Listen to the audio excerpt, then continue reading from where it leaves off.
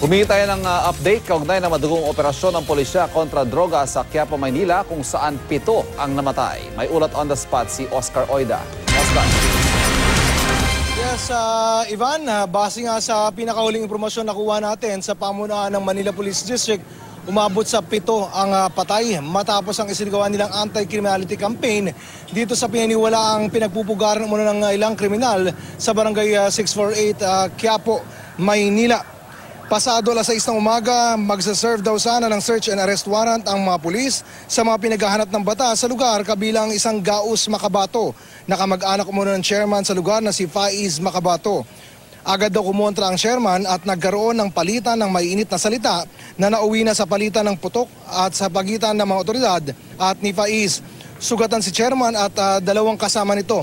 Isinugod sa ospital pero kalaunay binawian din sila ng buhay. Bukod sa 3, may 4 pang nasawi sa fraternal seat na hindi pa nakikilala ng mga otoridad matapos matapos ang isang hiwalay na encounter. Umabot naman sa 263 ang mga dinala sa MPD for verification, kabilang ang pinaghinalang miyembro ng Bangsamoro Islamic Armed Forces o BIAF. Nabawi ng otoridad ang 2 9mm na baril, 2 granada, 6 na revolver, isang sumpak, 2 kalibre 35, 6 na pong sachet ng pinaniniwalaang shabu, mga paraphernalia at iba pa.